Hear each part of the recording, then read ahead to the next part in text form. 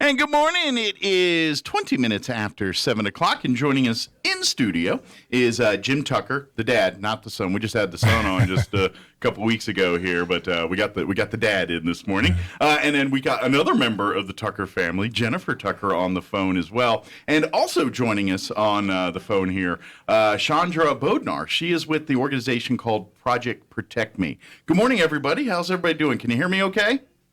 I'm doing great. Hey, good morning. Good. Well, first off, thanks for joining us on the phone this morning on the radio here. Appreciate that. Jim actually put this on my radar last week here, and this is something I think Jennifer put on your radar, right? Yeah, well, it's just, first of all, kind of lay the foundation here. I got to brag on my kids a little bit. All right. They're doing that's so a dad's much job. Good. Yeah, and between what James does with Celebrate Recovery and then now Jennifer getting a hold of this project in Ukraine and all that, I can't be talking enough about how swelled up with pride I am on these kids. If a guy likes to leave a legacy, and these guys are my legacy, these kids. But in Jared with his Plains Valley Online News, I mean, they're just such, But anyway, Jennifer called me right after the Russian troops invaded Ukraine. Yes. And she called me with such a concern because she knew there were going to be families with disabilities and such. And she has a daughter, her little granddaughter, Annabelle, who is nonverbal autistic. And she's just such a sweetie. But, they have certain needs and certain sensory issues and all this kind of thing. And so she had a real heart for these families that were going to be adversely affected by this invasion. Yeah. And there's probably not a lot of resources available. I mean, they're barely trying to get the basic resources, let alone specialized needs, those types of resources. Exactly. Yeah. So she called me and she just started focusing. She just hyper-focused on getting people lined up with other people. And fortunately, they still have internet over there. And she was able to go through the internet, websites, social media. Okay. And she found contact. Fortunately, they get these translations in Facebook. They can put a post in one language and you can translate it into English and vice versa. So she was getting in touch with families on one end, and it got to a point where she showed me her whiteboard. She had a whiteboard set up and she had a column over here for families with needs, specific needs, and then she had her resources, her drivers, her donors.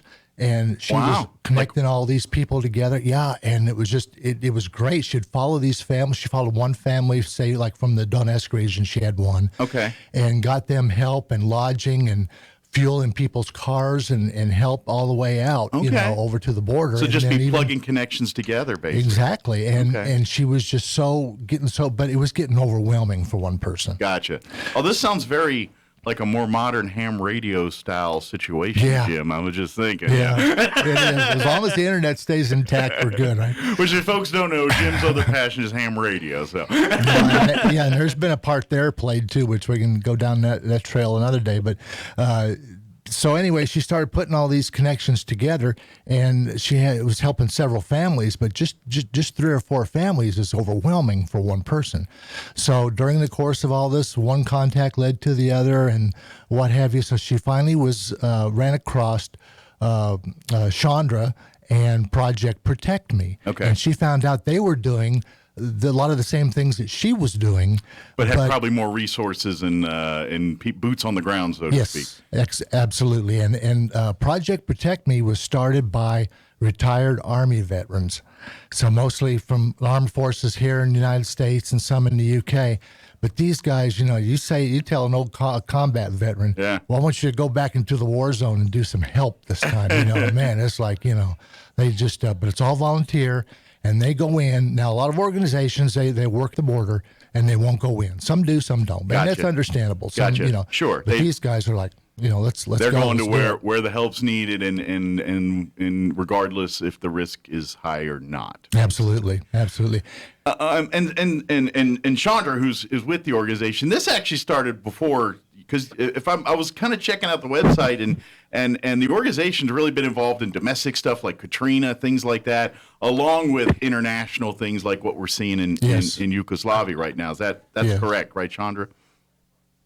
Yeah, the organization actually stems from a company that my partner could run, and for the longest time, we were thinking, how could we take what we earned from this company and put it to good use? Actually do something and give back to our community, because our company was doing pretty good.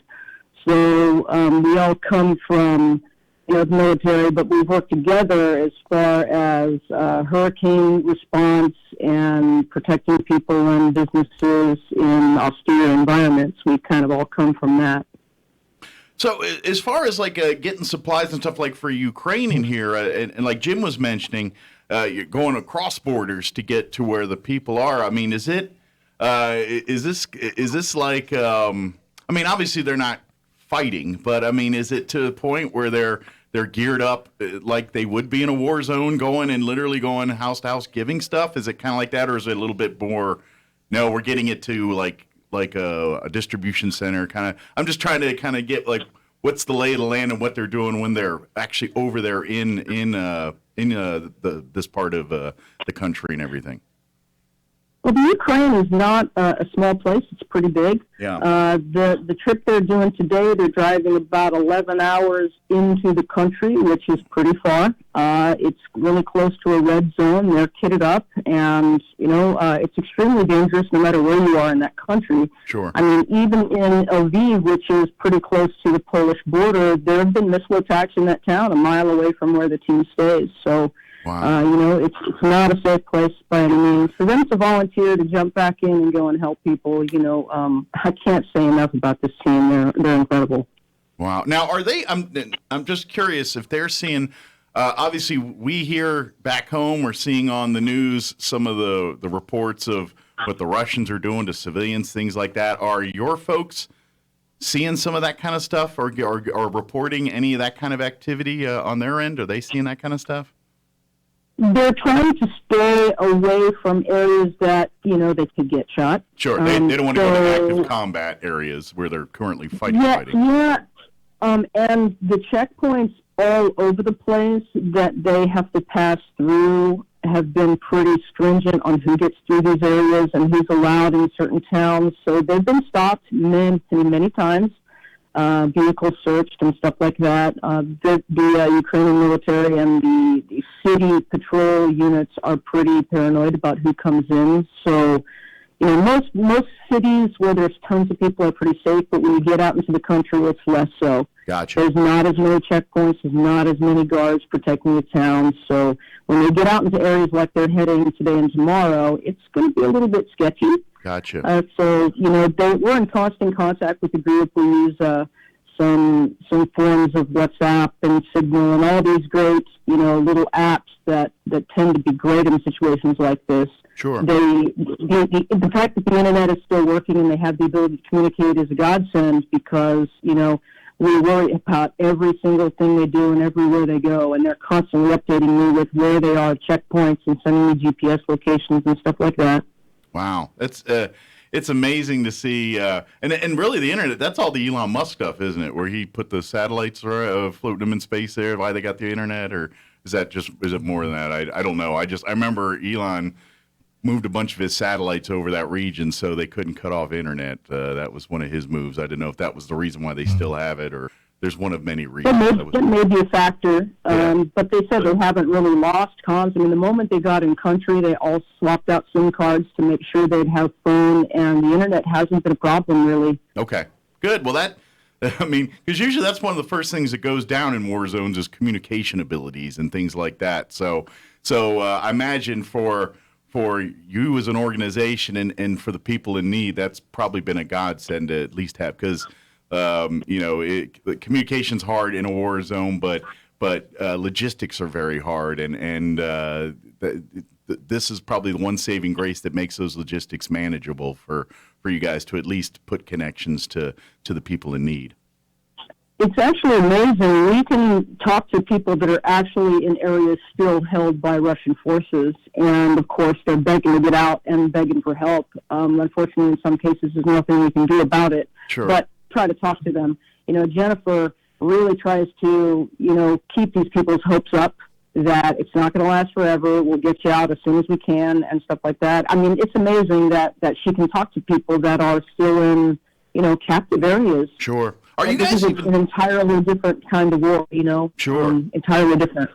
I'm curious, obviously your main goal is to getting them what they need, supplies, things to live and survive and do those kind of things. But it almost sounds like in a little bit you're playing the role of, psychiatrist to mentor, you know what I mean? Like, because you're talking to families that are right there, and I'm sure, your voices are voices of comfort to them and hope and things like that. So when we talk about, getting them water and food and medical supplies and all that, that's highly needed. But I think the humanity side is as important, if not more important sometimes. And I think. Oh, yes. Yes. In my network, Project Protect Me is part of it. They are an essential part of the network for Ukraine. On the other side of that, we are connected with psychologists and social workers. They are actually talking to a group of 19 families with disabilities that are in a Russian-controlled area. And they do Zoom meetings with them. They talk about controlled breathing and how to lessen that stress and bring down anxiety. While we cannot get supplies to that area, we do have psychologists on hand talking to them and doing Zoom meetings. And that is just one part of it. With the comforting words, and you start getting to know these families. And even when we do an evacuation, we get them out to Western Europe into a safe country. There is, I believe now, 7.1 refugees from Ukraine in Western Europe. Wow. And so there's a lot of needs, a lot of immediate needs. And I have stayed with 4 different families that we were there from day one of evacuation. We've been with them. And now we're still helping and supporting those immediate long-term needs. It would be cool to, okay, here you go, here's a safe country you don't know anything about, you don't know the resources, you don't know the language, but good luck, Right, exactly. Yeah. We stay with them, and so we're kind of doing the legwork. Okay, contact this person. Here's a resource, because we're at home, we're not in war, we're not in a new country, so we're able to find these resources, find sponsors. We just found a sponsor to order a new pair of glasses for a 10-year-old Ukrainian girl that is in Romania right now, and she'll have new glasses here in a couple of weeks. There's makeshift apartments in Germany. I have a family that needed a microwave. We found a sponsor to order a microwave. They'll have that on Saturday. Wow. So, when you connect with the family and you help them from point A, B, C, and D, you kind of just stay with them once they're settled to still be that point of contact for help. I got a feeling you just made a bunch of friends for life. You're going to be your hook, line, and sinker, and after this crisis is over, because it will, and these families are back to thriving and doing the things they want to do as families. I got a feeling there are going to be a lot of around the holidays and things, visits and discussions and chats and things like that. So, which will be a beautiful thing. I can't wait for that day. But there's a lot of work to be done before then. But and she sent me pictures before of the little children in the family and the family together and all that. Here they are, and then here they are again in their new home, which they would have probably wanted to stay in their original home, but you make the best of what's at hand, and just to see the faces on those little children, and it makes it really personal. And then you start putting your own family in those images. You know what I mean? You start thinking, what if my family was sitting? Because you think about it, and we have it great here in the United States of America. Most of us would never fathom we live in a world where somebody could be coming up our neighborhood, blowing up streets and things. That's unfathomable here. And I hope it's always that case. But in the reality, it's a few steps away from that, really. And so to see how, and we all think, well, what would we do if we're in those scenarios and things? And so we hope we never have to be, but that's why we want to support here. So hopefully these families don't have to experience what they're experiencing for long, or we can put them in scenarios where they can thrive, or so at least be a happy, thriving family until they can go back home, or what they ever decide to do next for the family. So exactly. yeah. And there are a lot of parts of this operation. We have advocates and agencies here in the U.S. helping in our network, Finland, the UK, Netherlands, Romania. The Romanian Pentecostal Church has been amazing. So we have a lot of different moving parts. Everybody is essential, in their own way to this. Now, to get help directly to families with disabilities, autism, that need sensory equipment, special dietary food, that is Project Protect Me. That they are essential to our operation. They are the ones to house sensory equipment and food supplies. So to really keep them, fuel in their vehicles and lodging, they are just essential, because we could order all the food and all the sensory supplies all day. Mm-hmm. But if we don't have anywhere to store it in Ukraine and no one to deliver it, so they have just been amazing. Awesome. They went to a village last week. They brought a pair of head noise canceling earphones and gluten-free food to a family for an autistic child. And no questions asked. I said, hey, this is what this family needs. They're like, okay, we'll do it. Right, done. And they're great. They've just been fantastic. It's amazing. We have such, when we talk about the things we see every day in the world, it shakes your head and you're like, I can't believe people do that. And then you go the other way and you're like, people that don't even hesitate to put their lives on the line to help someone else. And you're like, that is so amazing to see and know people that they don't even just hesitate. They just, boom, no, we got that. These people are salt of the earth, Yeah, and I have to remember one incident where Jennifer called me and she said, Dad, I've got a family of 5 that have made it to the border. And they had transportation to Warsaw, I believe it was, but they needed to get to Finland.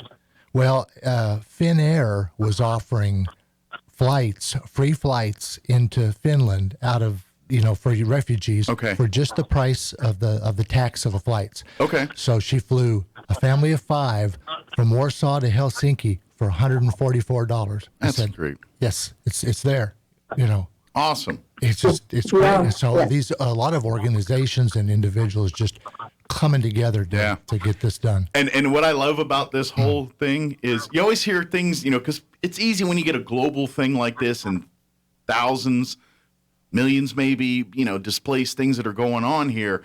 It's almost easy. It's easy to get lost in the big picture of it, and you're like, how can I imaginally get involved in all this? It just seems like too much to do.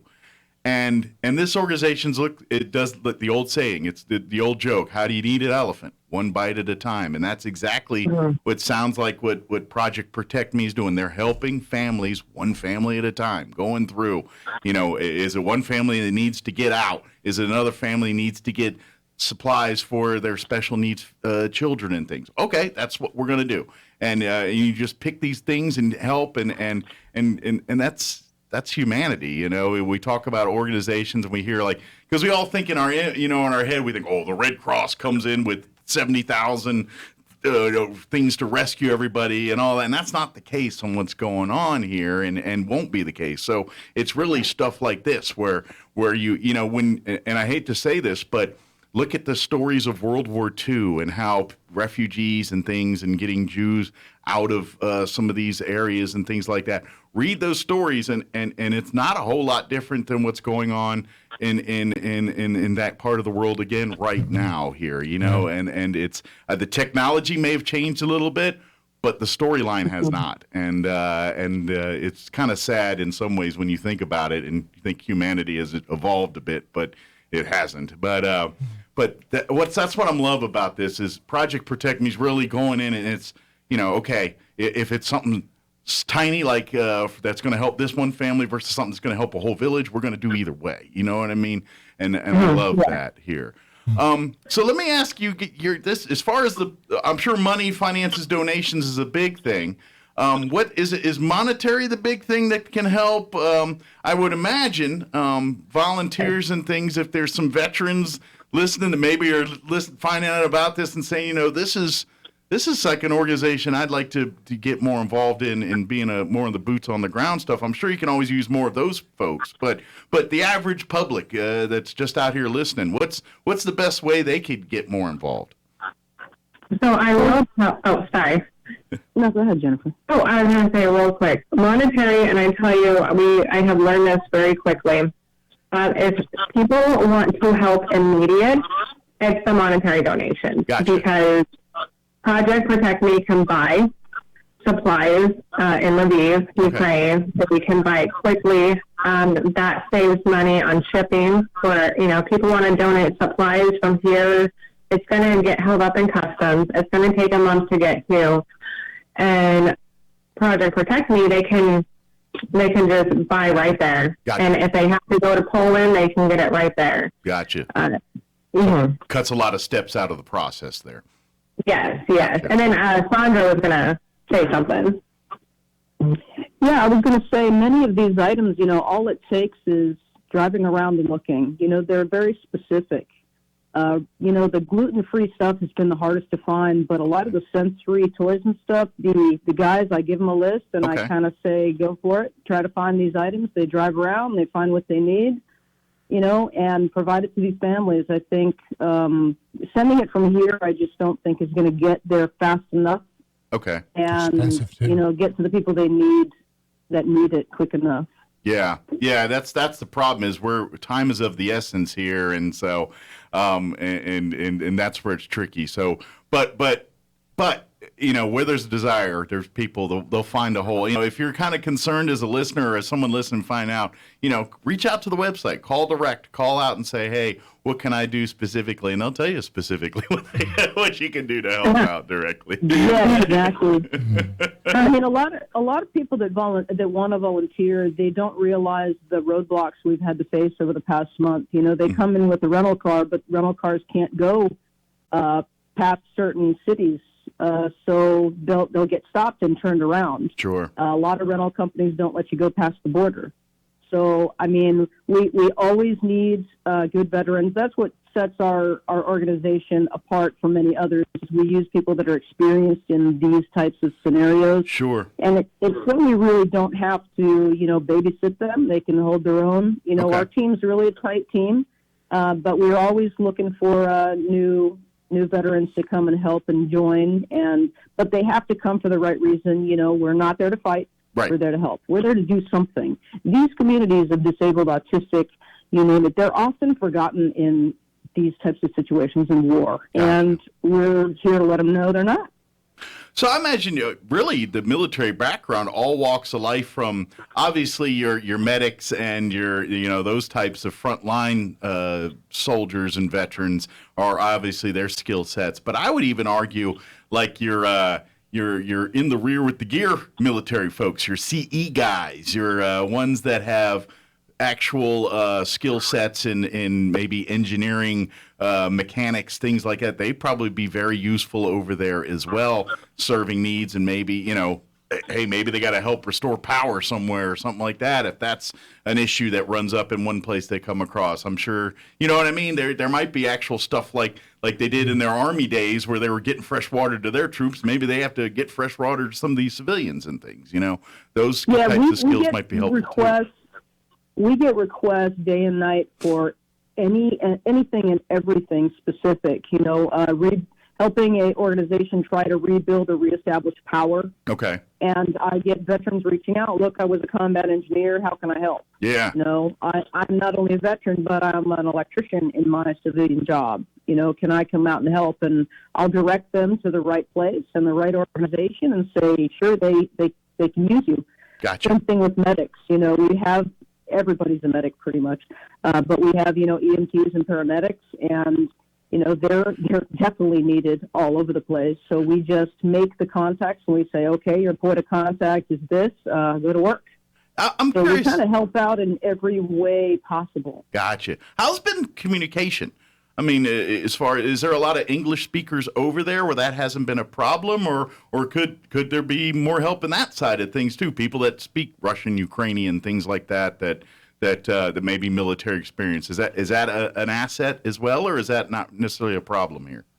Oh, it would definitely be an asset. Okay. The language barrier is often a problem. Luckily, there is a lot of the younger generation there speak English. Okay. It's the older generation that really, our people on the ground have made spectacular contacts with all kinds of people, all kinds of NGOs, all kinds of volunteers. They've networked more than we could possibly do from here. Okay. I think he has about 100 different assets on his list. And, if he needs something, he knows exactly who to call. If they need help translating a car agreement or apartment agreement or something like that, he knows somebody who can reach out. He can reach out to and get the help he needs. I mean, they're absolutely those kind of translators are indispensable in cases like this. Gotcha. So if people are pretty fluent in that might be your way that you can serve here and help us help these families and help these people, get their lives back to thriving again here. So I can imagine the stories and everything that these folks at sea, that they've shared and experienced with you guys so far. I mean, how's the mental health of your volunteers? That's the side I wanted, because especially some of the folks that are over there seeing some of the stuff every day. Anytime we talk about military and first responders, PTSD, and just being, how is your volunteers doing? Are they taking care of themselves too? Well, our guys are all doing great. They've seen it before. They've all been there, no problem. Okay. And we are rotating people in and out to make sure the same people are not staying, longer than they can tolerate. Gotcha. Some people, I need my family. I said, okay, you're on the next flight out. Gotcha. So, we're taking care of them. Good. I was kind of curious because I know also some of the types of people that will jump in at a moment's notice to help are also the same type of people that won't take care of themselves because there's someone else that needs more help than in their eyes that they do. You know what I mean? Some of the best helpers out there are also some of the biggest boneheads when it comes to taking care of themselves. Yeah. Selflessness. I feel like that.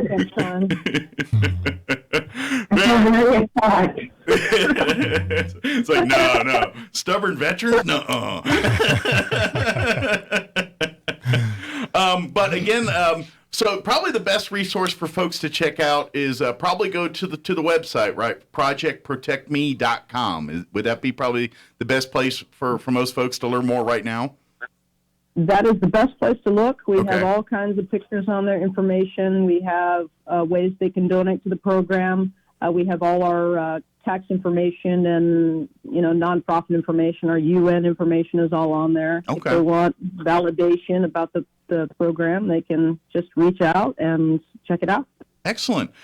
Is there like any particular issues you're dealing with right now that you're like, hey, we're in the need of something right now? I mean, I don't know if it's a person or a service or something that you're kind of having a little bit of an issue trying to make happen? Well, we were having the problem of not having a vehicle that can go past all the checkpoints, but we solved that a week ago. Okay.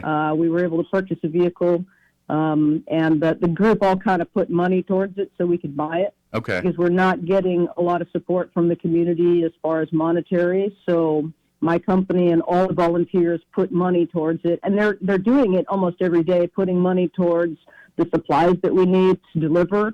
I mean, there's no big warehouse that we can go to pick up all the stuff that we need. So the guys are just buying it.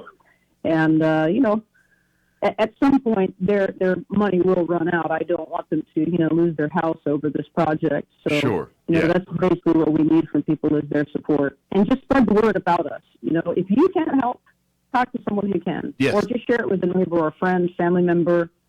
These types of things are important. Use your social medias. That's where, be a part of the cog that way. Like you said, sharing the word. I know a lot of people have your Facebook pages now, at least, or something. You communicate with your family and friends. use this. Put that on your wall. Say, hey, go check out this Project Protect Me. They're doing some real great work right now, helping families in Ukraine. They've been helping families for years in Houston, Katrina, all these places. Now they're doing it over in Europe here. Come on and let's get involved. Yeah, and share the link to this show on Roswell's Talk FM. Yeah, go. Tell me, pardon the dumb host, but listen to the information. Oh, and I might throw in a note here too. The first time that I looked for Project Protect Me's website, I wound up in a different place, and I was confused. And when you wind up on the right one, you'll see a bunch of hands raised up. Yes. And that's where when you know you're in the right place. Yeah, I did look too, and I ran across some organizations that I think deal with sex trafficking or something like that. Yeah. They're also called Project Protect Me. I'm sure they're a very good organization, but we're talking about projectprotectme.com. If you type that in direct, it'll take you to the website that we're talking about here. So if you do the Google search, you might find in a few other things, but if you go to projectprotectme.com, that'll take you to the correct website there. Do you guys also do like social media, have like a Project Protect Me Facebook or Twitter or any of the social media accounts? Yes, we have a Facebook group and a page that we follow the team and kind of let everybody know what they're doing. When there's missile attacks, we let everybody know they're safe. Okay. When we have more intel to put out, we kind of add that. Every mission we do, we try to get it up and try to get pictures up. But honestly, my team is not there on vacation. They're not there to take pictures.